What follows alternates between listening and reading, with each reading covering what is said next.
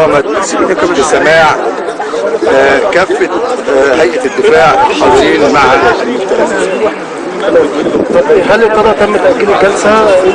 هي طبعا الطلبات تنوعت ما بين التأجيل للاطلاع وما بين التأجيل لطلب سماع بعض شهود الإثبات.